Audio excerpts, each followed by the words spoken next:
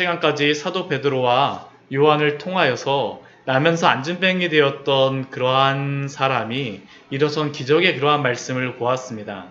그런데 놀라운 것은 이렇게 놀라운 기적과 이적이 일어났음에도 불구하고 사도 베드로와 요한에게 벌어진 것이 바로 감옥에 갇히는 것이었었고, 또한 예루살렘 종교 지도자들에게 신문을 받고 예수 그리스도의 이름으로 복음을 전하지 말라라고 하는 위협이었습니다.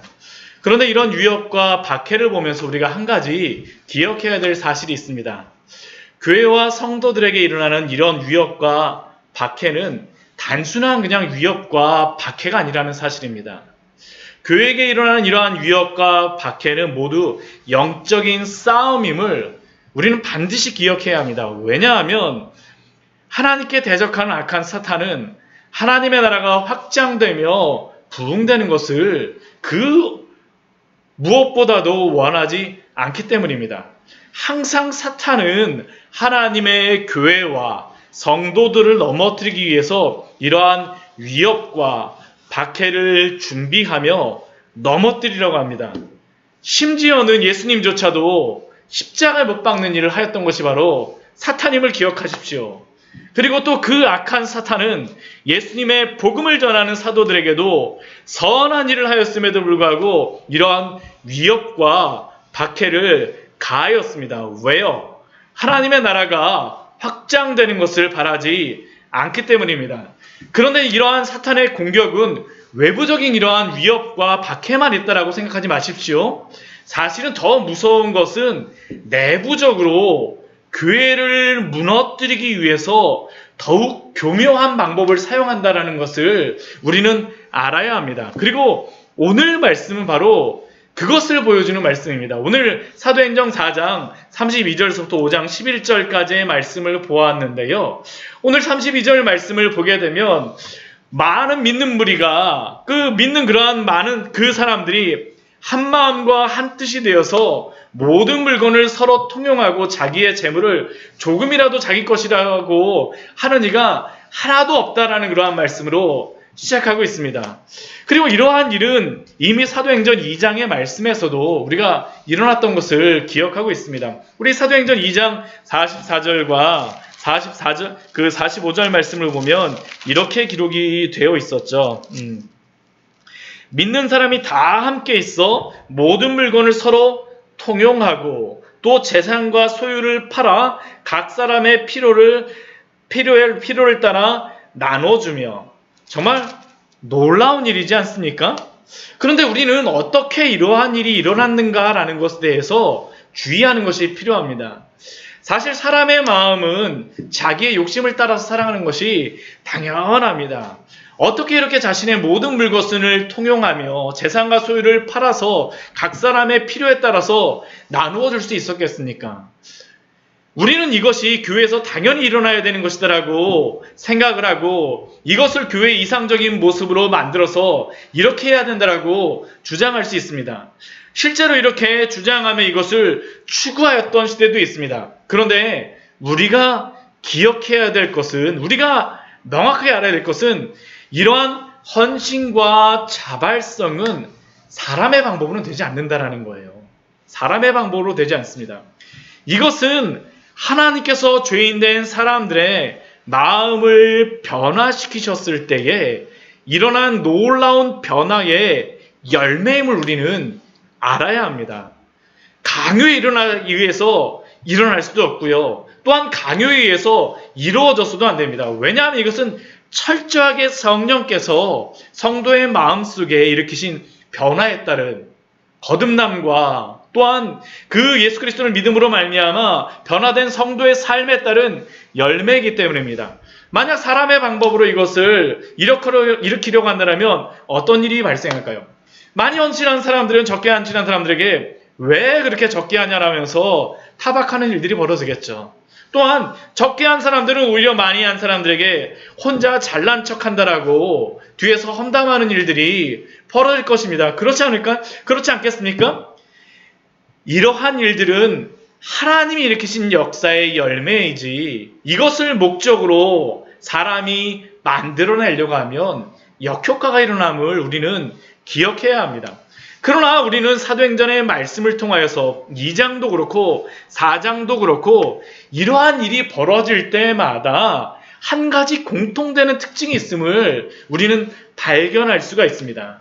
그게 무엇입니까? 그것은 이런 구제와 헌신, 나눔과 섬김이 일어나는 그때에 항상 그 전에 사도들을 통하여서 역사하셨던 하나님의 놀라운 복음의 선포가 있었다라는 사실이죠.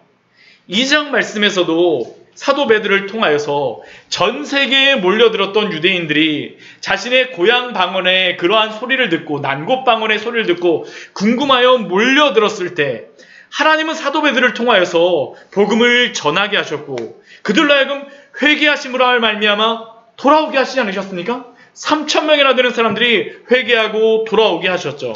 또 사도행전 4장의 말씀도 3장 4장의 말씀도 동일합니다. 나면서 안진뱅이 되어졌던 그 사람이 그 고쳐지는 것을 보아 그 기적을 보았을 때 그것을 보기 위해 몰려든 그러한 사람들에게 사도 베드로가 또 무엇을 했습니까?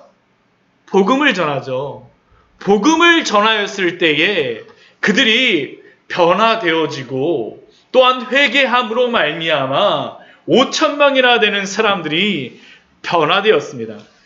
결국 말씀을 전하게 하심으로 먼저 죄인들을 깨우시고 그들의 심령을 고치시는 일들이 있었다라는 것이죠. 이렇게 말씀을 통하여 변화되고 회개한 성도들에게 일어났던 변화가 바로 이렇게 물건을 통용하는 일이었습니다.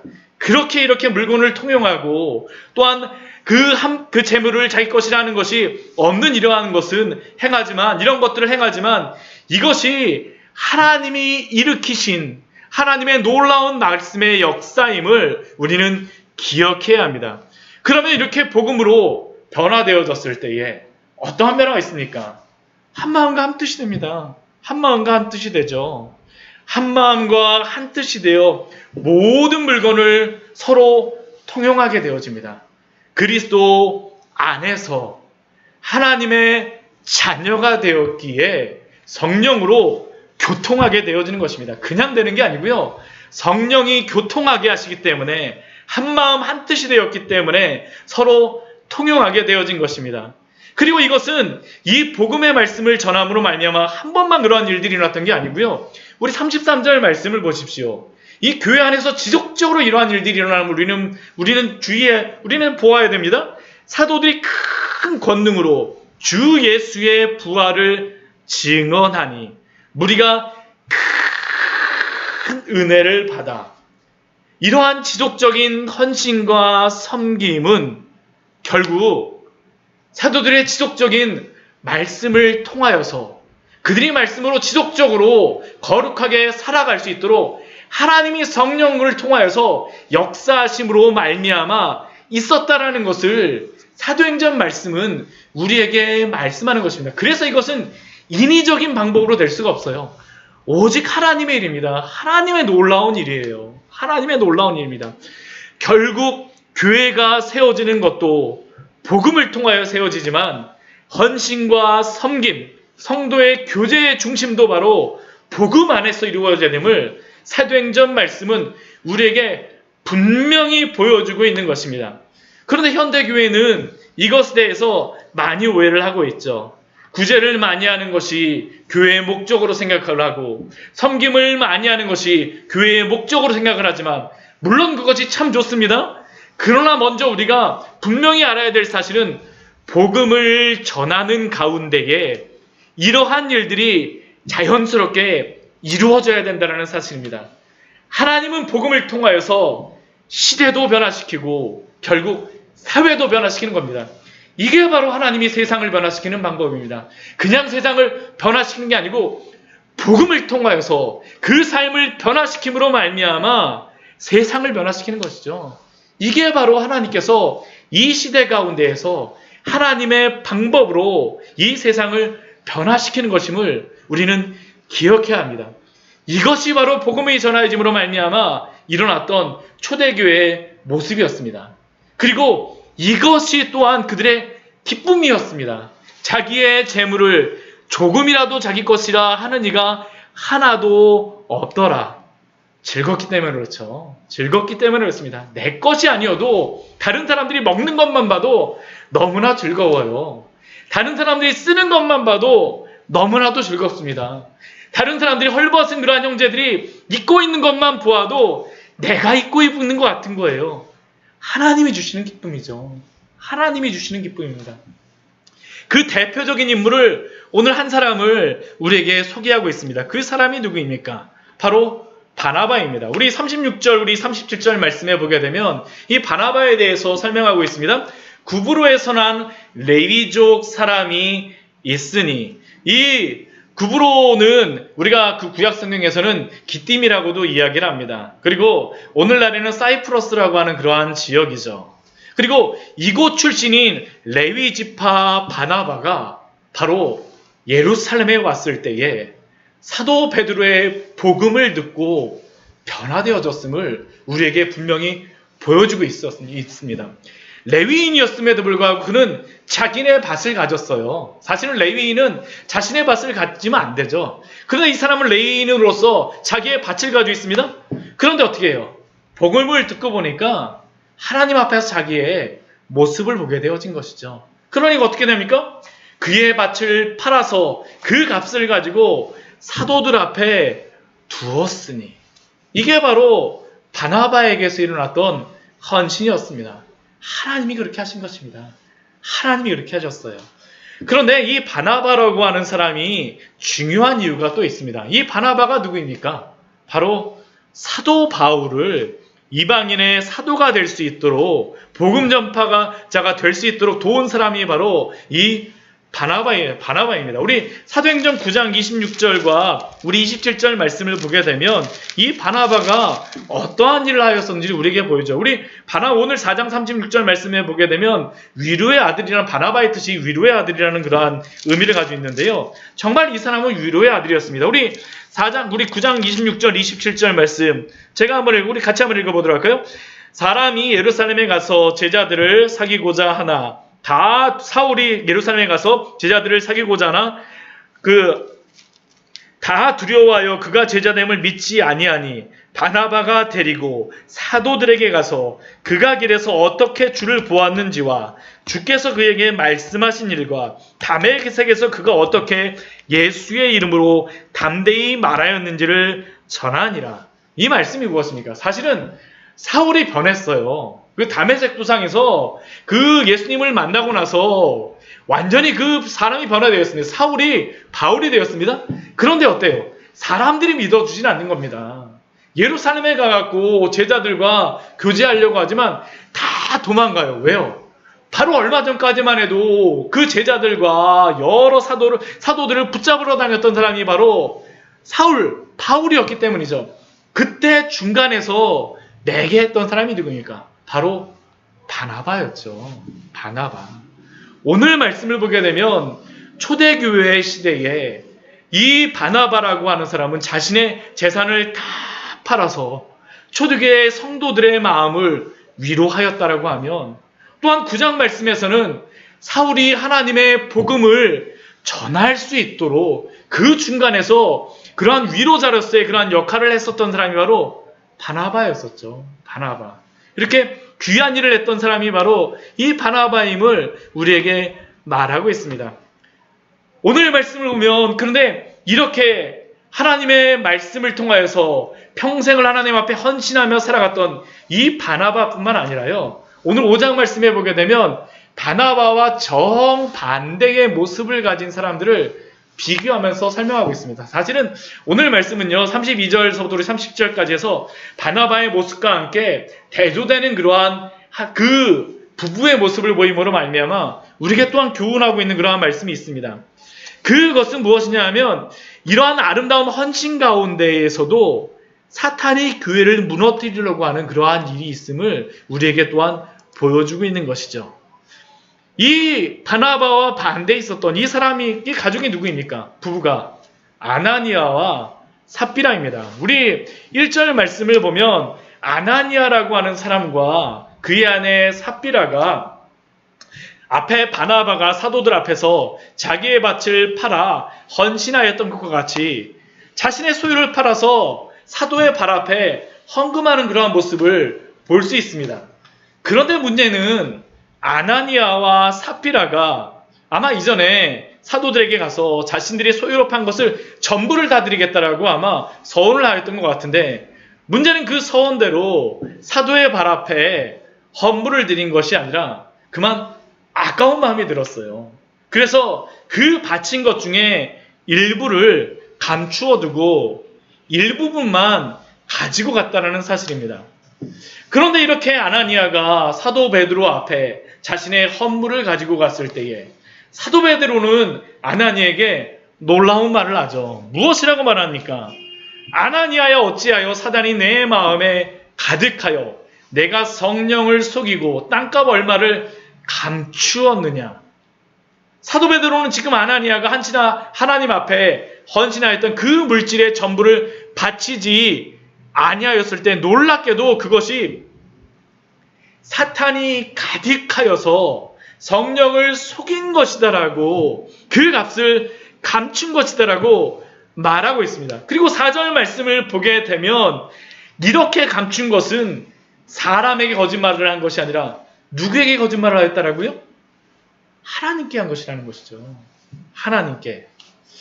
참 이것은 우리를 당혹하게 합니다. 지금 아나니아와 삽비라가 자신의 소유의 일부를, 그 소유 중에 전부는 아니라 할지라도 그 일부분이라도 바쳤다라는 것이 엄청난 헌신임이 분명한데, 하나님은 사도 베드로를 통하여서 이것을 사탄이 그 마음에 가득하여서 성령을 속이고 하나님께 거짓말을 한 것이다라고 말씀하시기 때문입니다. 그리고 이렇게 사도 베드로가 아나니아에게 말하였을 때 그 결과가 무엇입니까? 이 말을 듣자마자 엎드려져서 죽임을 당하였었죠. 그런데 이렇게 사도 베드로 그런데 이렇게 이러한 일이 벌어졌을 때에 우리가 오늘 말씀을 통하여서 한 가지 주의할 단어가 있습니다. 그것은 무엇이냐면 2절 말씀에 보게 되면요, 감추매라는 그러한 단어입니다. 우리 3절 우리 후반절에도 나오자 땅값 얼마를 감추었느냐. 이 감추다라는 단어가 이게 그 70인경, 그 구약성경을 헬라어로 다 번역한 그 성경이 있는데요. 이 70인경에서 이 단어를 명확하게 사용한 곳이 있습니다. 명확하게 사용한 곳이 있어요. 그게 어디냐 하면 바로 여호수아서 7장 1절의 말씀입니다. 우리 여호수아서 7장 1절의 말씀을 우리 같이 한번 찾아보도록 할게요. 이게 오늘 별거 아닌 것 같지만 하나님께서는 이 사건과 동일하게 생각하신다라는 겁니다. 우리 여호수아서 우리 7장 1절 말씀 우리 같이 한번 보도록 하겠습니다. 여호수아서 7장 1절의 말씀이에요. 이스라엘 자손들이 온전히 바친 물건으로 말미암아 범죄하였으니 이는 유다 지파 세라의 증손 삽디의 손자 갈미의 아들 아간이 온전히 바친 물건을 가졌음이라. 여호와께서 이스라엘 자손들에게 진노하시니라. 여기서 가졌다라는 그 단어가 바로 감추었다라는 이 단어입니다. 감추었다라는 단어예요. 즉 아나니아가 이렇게 하나님께 드리기로 하고 감춘 것은 아간이 바로 여리고성을 점령하고 나서 모든 것을 하나님께 바치라고 분명히 말씀하셨음에도 불구하고 욕심에 눈이 멀어서 여리고성에서 착복한 그 물건, 아름다운 신할산 외투 한 벌과 은 200세겔, 또 원 50세겔 되는 그 금덩이와 동일하게 오셨다라는 것이죠. 동일하게 오셨다라는 것이에요. 아나니아가 하나님 앞에 헌신하기로 작정하고 그가 감춘 것은 그가 사탄에 의하여서 욕심에 눈이 멀어서 아간이 범죄한 것과 동일한 범죄를 행하셨다라고 말씀하시는 겁니다. 그리고 우리는 여기서 한 가지의 놀라운 원리를 발견할 수 있습니다. 사탄은 하나님의 나라를 무너뜨리기 위해서 꼭 외부적인 위협과 박해를 사용하는 것뿐만 아니라 우리의 마음의 욕심에 우리의 눈을 멀게 하고 부패하게 함으로 말미암아 무너뜨릴 수 있다는 사실이죠. 여호수아서에서 아간의 이러한 범죄는 결국 이스라엘 백성이 여리고성의 놀라운 승리를 거두었음에도 불구하고 그 작은 아이성의 전투에서 패배하게 하는 빌미를 제공하였고, 또 아나니아의 이러한 욕심의 죄는 부흥하는 하나님의 교회를 무너뜨리는 그 단초를 제공하였던 것입니다. 둘 다 특징이 무엇이에요? 가나안 땅 들어오자마자 그 이스라엘 백성들이 이것을 통하여서 시험에 들지 않았습니까? 지금 초대교회가 시작되자마자 내부적인 이러한 욕심으로 인해서 무너질 뻔하였다라는 것이죠. 우리는 사탄이 이렇게 세상의 물질을 가지고 우리를 유혹하고 미혹할 때 정신을 바짝 차리고 그 유혹에 넘어가면 안 됩니다. 야고보서 말씀에 보면 이런 우리의 마음의 욕심을 가지고 어떻게 마귀가 유혹하는지를 아주 그것을 명확하게 말씀하시죠. 우리 야고보서 우리 말씀 또 한번 같이 한번 찾아보도록 하겠습니다. 우리 야고보서 우리 1장 우리 말씀 같이 한번 보도록 할까요? 야고보서 1장 13절 우리 13절, 14절, 15절 말씀입니다. 읽어보도록 할게요. 사람이 시험을 받을 때에 내가 하나님께 시험을 받는다 하지 말지니 하나님은 악에게 시험을 받지도 아니하시고 친히 아무도 시험하지 아니하시느니라. 하나님은 시험하지 않으세요. 하나님은 시험하지 않으세요. 그런데 시험을 받는 이유가 무엇입니까? 우리 4절과 5절 말씀을 보면 이렇게 말씀하세요. 사람이 사실은 죄를 짓고 있는 것입니다. 사람이 죄를 짓고 있어요. 오직 각 사람이 시험을 받는 것은 자기 욕심에 끌려 미혹됨이니. 아간이 여리고의 모피코트와 은금에 유혹된 것처럼, 그리고 아나니아가 심지어는 자신의 재산을 판돈에 유혹된 것처럼 사탄이 사람의 마음을 이렇게 충동질함으로 말미암아 욕심에 끌려 미혹되게 한다는 것이죠. 그런데 그러한 것들이 사람이 욕심에 끌리는 것입니다. 우리가 욕심에 끌리는 것이에요. 욕심에 끌려 유혹되게 되면 일어나게 되어지는 그 결과가 무엇입니까? 15절 말씀이죠. 15절 말씀. 욕심이 잉태한 즉 죄를 낳고 죄가 장성한 즉 사망을 낳느니라. 사탄은 우리의 마음속에 욕심에 대한 마음을 부채질하게 만들고, 그리고 그 욕심의 마음은 오늘 말씀 속에서 어떻습니까? 하나님을 속이는 것이죠.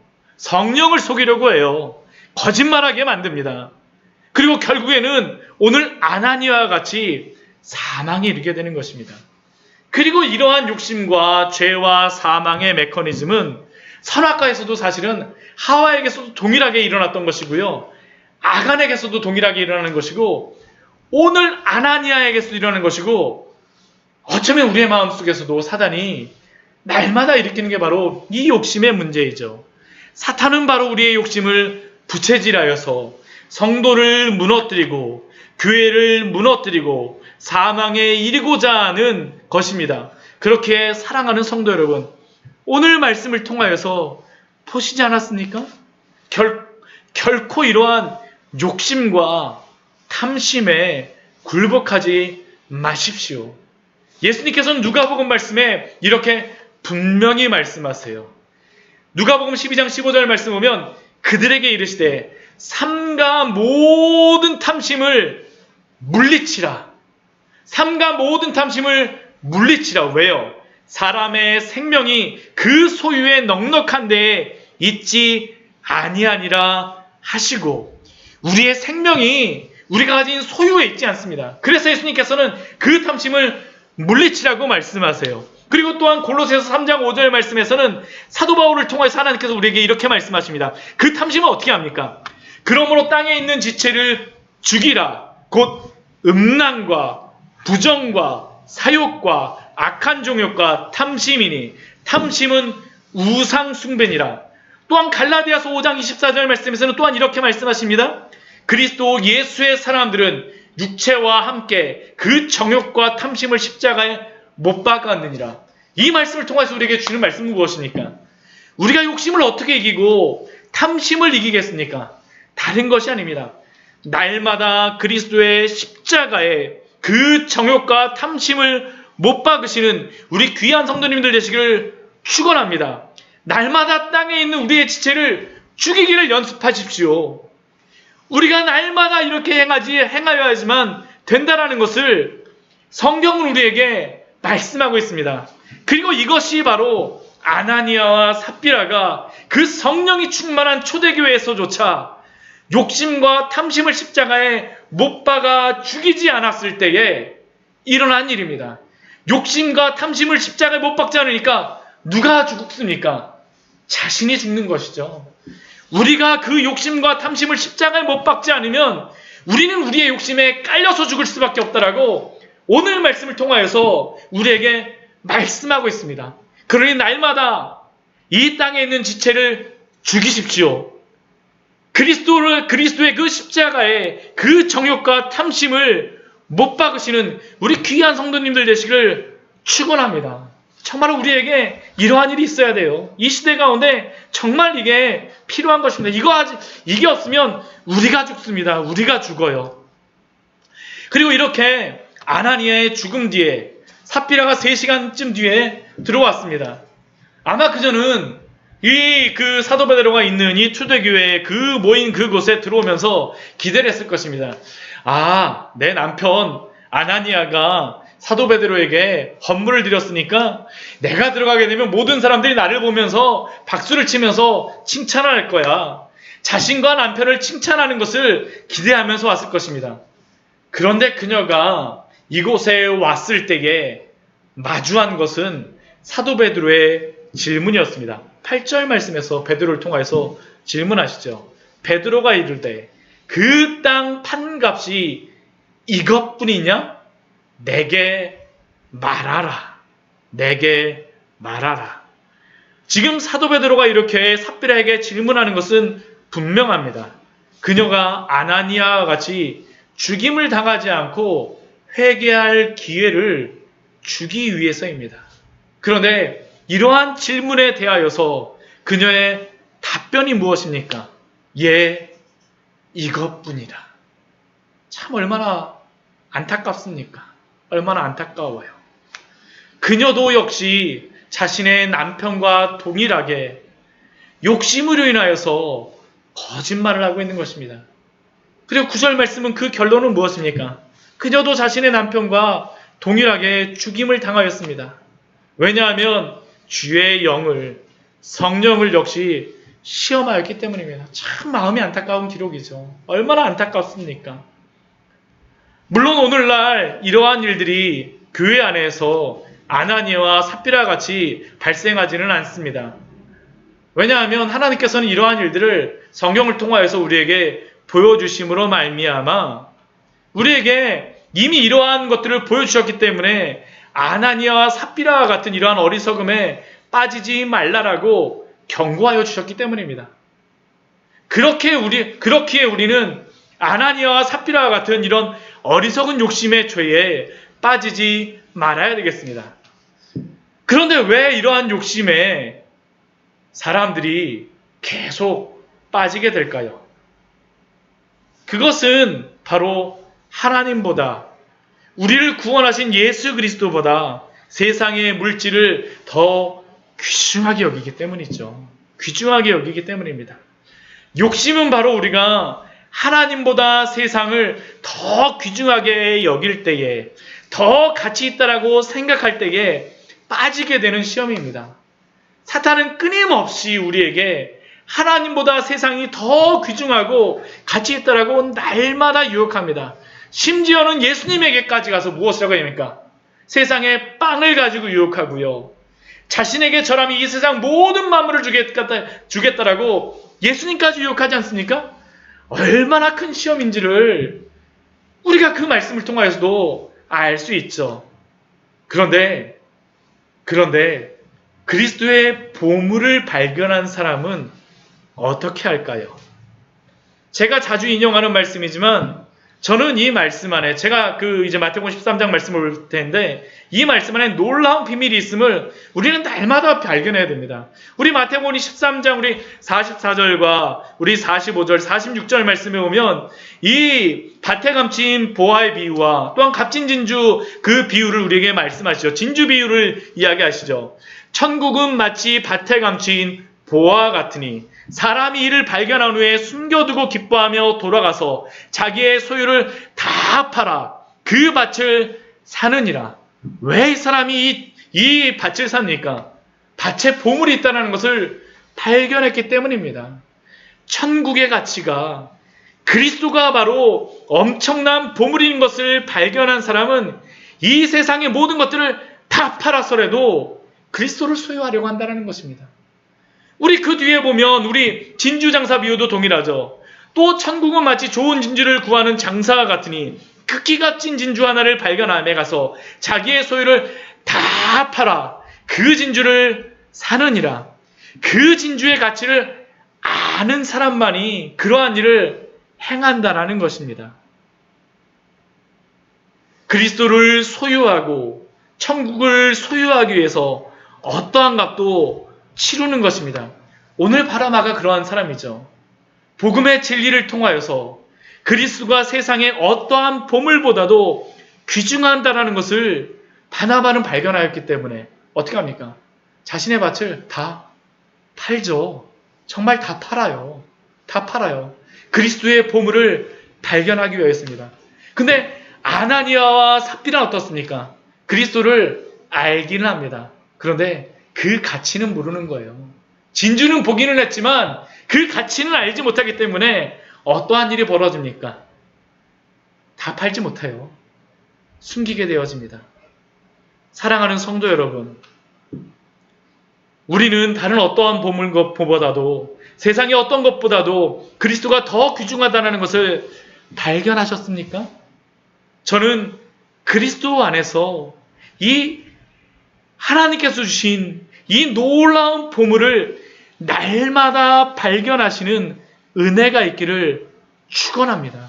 이게 바로 우리가 발견해야 될 보물이죠. 오늘 말씀을 통해서 우리에게 보여주시는 것입니다. 그런데 저는 오늘 말씀을 통해서 한 가지만 더 말씀드리고 싶은 것이 있습니다. 그것은 비록 사탄이 아나니아와 삽비라를 통하여서 내부적인 문제를 일으켜서 교회를 무너뜨리려고 하였으나 그 결과는 무엇입니까? 그것은 바로 초대 교회 안에 경건한 두려움이 임하였다라는 사실이죠. 오늘 말씀을 보게 되면 이것을 우리에게 분명하게 말씀해 줍니다. 오늘 우리 5장 5절 말씀을 보면 무엇이라고 말씀하세요? 아나니아가 이 말을 듣고 엎드러져 혼이 떠나니 이 일을 듣는 사람이 다 크게 두려워하더라. 두려움이 교회 안에 임했습니다. 또 우리 11절 말씀을 보아도 무엇이라고 기록되어 있습니까? 온 교회와 이 일을 듣는 사람이 다 크게 두려워하니라. 하나님께서 이것을 기록하게 하신 이유가 무엇이겠습니까? 그것은 교회는 세상과 다르다는 것을 분명히 보여주시는 것입니다. 교회는 세상의 친목단체의 모임이 아니라 하나님이 다스리시는 곳이라는 것을 우리에게 말씀하여 주세요. 그리고 하나님이 다스리시는 교회에서는 반드시 하나님을 향한 경건한 두려움이 있어야 함을 또한 우리에게 말씀하여 주십니다. 이것은 성도로 하여금 두려움에 꼼짝 못하게 하는 종의 두려움이 아니라 자녀의 두려움입니다. 사랑하시는 아버지의 말씀을 인정하며 신뢰하며 그 말씀에 순종하게 하시는 그러한 경건한 두려움을 하나님께서 교회에게 주시는 것입니다. 만약 이 두려움이 없다라고 하면, 교회 안에 이 경건한 두려움이 없다라면, 하나님을 경외함이 없다라고 하면 어떻게 될까요? 사람들이 자신들의 뜻에 따라서 하나님의 교회 아니라 할지라도 마음대로 행하죠. 아나니아와 삽비라가 바로 그랬던 것입니다. 하나님을 두려워했다라면 이들이 이렇게 행할 수 있었을까요? 아니요. 그렇지 못해요. 초대교회 안에 바로 하나님을 두려워하는 이 경건한 두려움이 필요하기 때문에 하나님께서는 바로 아나니아와 삽비라의 이러한 불순종을 통하여서도 그 경건함을 하나님께서 세우시는 것입니다. 교회가 마음대로 움직이도록 하지 않기 위해서 방종하게 행함으로 하나님의 영광을 가리지 않기 위하여서 이러한 일들을 하나님께서 기록하시는 것이죠. 오늘날 우리에게도 보라고 말씀하시는 것입니다. 우리에게도 보라고 말씀하세요. 이 시대 저는 하나님을 향한 경건한 두려움이 한국교회에 회복되기를 향하여서 기도하고 있습니다. 정말 우리는 이것을 위하여서 기도해야 됩니다.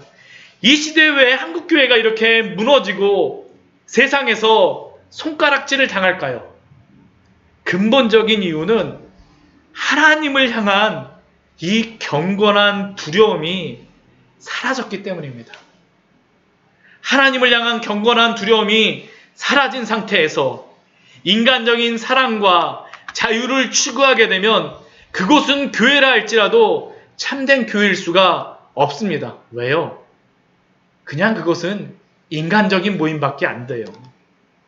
그리고 이렇게 비록 예루살렘 교회에 아픔이 있었지만 그러나 하나님을 향한 경건한 두려움과 하나님을 향한 경외함이 회복되었을 때에 일어났던 일이 무엇입니까? 오늘 13절, 14절 말씀해 보게 되면 그 놀라운 일을 말씀하여 주시죠. 그 나머지는 감히 그들과 상종하는 사람이 없으나 백성이 칭송하더라. 믿고 주께로 나오는 자가 더 많으니 남녀의 큰 무리더라. 하나님께서 이 경건한 두려움을 회복시키심으로 말미암아 더 많은 사람들이 돌아오게 되어지는 것입니다. 코로나로 인하여서 지금 이 시대 가운데에 교회가 세상에 지탄이 되고 있는 것을 부인할 수가 없습니다. 저는 이 상황 속에서 여러 가지로 우리가 해석할 수 있죠. 변명할 거리도 많고요. 여기에 대해서 말할 것도 많이 있습니다. 그러나 분명한 것은 한국교회가 이 시대 속에서 존경받고 칭송받지 못하는 사실에 대해서는 우리가 하나님 앞에서 가슴을 찢고 회개하며 나아가야 될 기도의 제목이라는 것을 기억하십시오. 교회가 세상과 같은 방법으로, 세상과 같은 수단으로 맞서려고 하기보다는 우리가 먼저 하나님 앞에서 경건한 두려움으로 서 있는지를 점검하시기 바랍니다. 그리고 날마다 예수 그리스도의 그 십자가 밑에 나아가십시오. 그리스도 예수의 사람들은 정욕과 탐심은 십자가에 못 박고 오직 복음으로만 살아가는 사람들입니다. 이들이 바로 초대교회의 성도들이었으며 이런 교회를 통해서 하나님은 2000년 동안 오늘 우리나라에까지 이렇게 복음을 전하여 주신 줄 믿습니다. 그리고 이러한 복음이 회복되어질 때에 다시 한번 이 나라에 부흥을 허락하여 주실 줄 믿습니다. 같이 기도하도록 하겠습니다.